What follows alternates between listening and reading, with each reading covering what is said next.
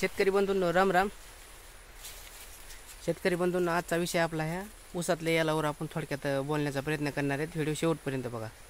शेतकरी बंधूंनो एक गोष्ट तुम्ही लक्षात घेतली का, कोणचा बी व्यवसाय असू द्या, आता उदाहरणार्थ समजा दुकानदार असू द्या, सोनारा असू द्या, कपड्याच्या दुकानावाला असू द्या, अगर कोणचा बी असू द्या, ते काय करतात माहिती का, आपापल्या धंद्याचं समजा म्हणजे मार्केटिंग कशी जास्त होईल, अगर त्या धंद्यात लागणारा खर्च कमी कसा होईल, मग येणारा जे नफा आहे का ते नफा जास्त कसा वाढेल, असं प्रत्येक माणूस आपापल्या धंद्यामध्ये अग्रेसर असते आणि तत्पर असते आणि त्याची काळजी ते नक्की करतात.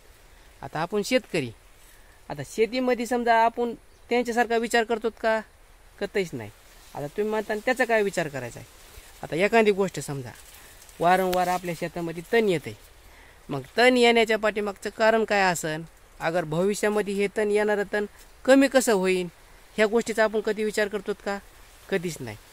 आता ऊस आहे बघा, 10-10, 15-15 कांड्याला मी तुम्हाला ते दाखवणारच आहे. तर 10-10, 15-15 कांड्यामध्ये एवढ्या ऊसामध्ये कोणी जाऊन बघन का गवत, कोणीच नाही. मात्र आपण दरवर्षा बघतो.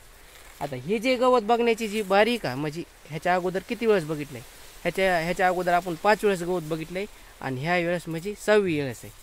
आता एवढ्या ऊसात 10-10, 15-15 कांड्याच्या ऊसामध्ये तुम्ही म्हणता गवत कसं काय, गवत होत नाही शेतकरी बंधूंनो. आता इथून पुढं काय होते माहिती का, येलं उगत येतं आणि जे येलं उगत येत का ते येलं, आता उदाहरणार्थ समजा कारल्याची बाग आहे, कारल्याच्या बागाला कसं कारल्याची असू द्या, टोनल्याची असू द्या, दोडक्याची असू द्या, त्यांना कसं कुपाटी लावली की ते भरा त्या कुपाटीवर येंगत आहे. म्हणजे त्यांना ते जे आपण जे केलेलं जे मळा आहे का, मळा म्हणा कुपाटी म्हणा, ते त्यांना मान होतं अगर पोषक असते, त्याच्यामुळे ते भरा येंगत आहे. मग तसंच ऊसामध्ये एकदा जर काही वेल उगला, कोणता वेल असू दे देव, की त्याला वरी येंगायला पानं असतात आणि उंच वाढेला असते आणि सूर्य वरच्या दिशेने असते, मग वरच्या दिशेने ते वाढत आहे आणि भरा असं कोपी इतकी आपल्या मळे इतकी जागा ते लिपून घेते. आता लिपून घेतल्याच्या नंतर त्याचंच बी पडत आहे आणि त्याचंच बी पडल्यानंतर पुढं तेच आपल्या रानामध्ये वाढत चालते. आता उदाहरणार्थ एक जर झाड जगलं तर हजारो बिया तयार करता येते आणि तयार केलेल्या बिया पडल्याच्या नंतर पुढच्या वर्षी हजारो झाडं तयार होते. हजारो झाडं जर तयार झाले तर त्याच्या पुढच्या वर्षी किती होते आणि त्याच्या पुढच्या वर्षी किती होते. आता तुम्ही म्हणता त्याला काय, आता मशनी आलेले तर मशनीने ऊस जात आहे. अहो त्या मशनीनं जात आहे ऊस, पण बी तर राहतेच ना. आणि दुसरी गोष्ट, आता शेतकऱ्याला सगळे चौकूनच चावून खायला बसलेले, ऊस तोडायला कोयत्याची टोळी आली आणि ते जर कडी काटानं बघायला लागले आणि त्यांना जर का वेळ दिसले का, ते काय म्हणते लटकच त्यांच्या अंगात आणते, लोय गेलं इथं, लोय गवत आहे, लोय असं आहे, लय तसं आहे. तोडून तर तोडतेच, पण 100मध्ये सौदा होणारा ते सौदा जातोय आपला 500-1000वर जात आहे. परिणामी आपल्याला पुन्हा ते खर्च होत आहे. आणि तशा यालाच्या ठिकाणी तोडीत असताना मग त्या यालामध्ये त्या दाटव्यामध्ये 4-2 कांडे गेले तरी आपल्याला मेळ लागत नाही आणि त्यांना मेळ लागत नाही, कारण आपल्याला पडलेलं असते तोडून घ्यायचं. आता चला तर मी तुम्हाला आपल्या ऊसामध्ये वेल कोणचे ते दाखवण्याचा प्रयत्न करतो. आता हे बघू शकतात, त्या बघा हे अशा प्रकारचे येल आहेत.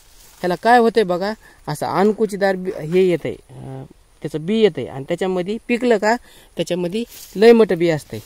आणि त्या बी जे आहे का ते महादेवाचं कसं असतंय बघा पिंड, तसं बी असतं. ह्या बघा हे येलं जास्त नाहीत कुठंतरी इथं, तर तितक्यासाठीच आपण हे बघण्याचा निर्णय हे येत आहे ते तिथं.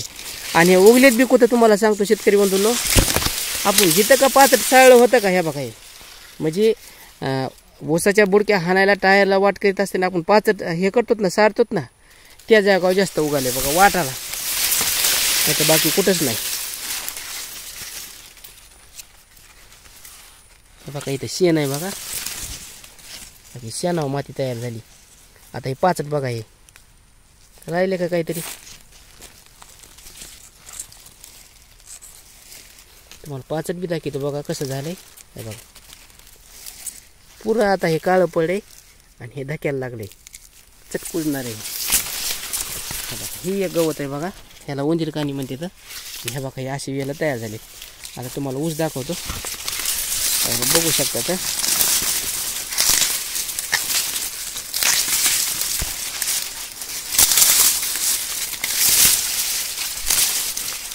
5 फुटा ऊस आहे शेतकरी बंधूंनो. ऊसात आता तरी बी दाटवा झाला आहे आणि हे ऊस हळूहळू दुसऱ्या ऊसाचा खोडवा असल्यामुळं पडायच्या धोरणात आहे.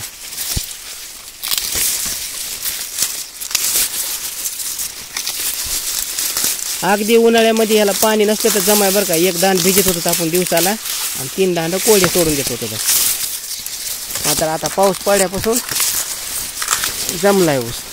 खर्चाच्या मानाने बरं आहे आपला. आपण काय जास्त खर्च करीत नाहीत काय नाही.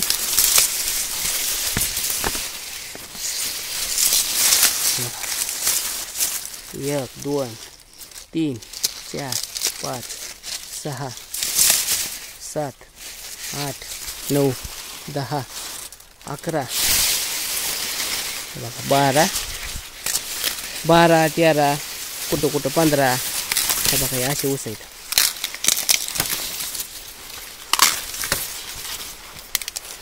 हे उपटीत असताना शेतकरी बंधूंना माझ्या लक्षात आलं बघा. आपल्या शेतकरी बांधवाला एक व्हिडिओ बनवून त्याच्यापर्यंत माहिती गेली पाहिजे.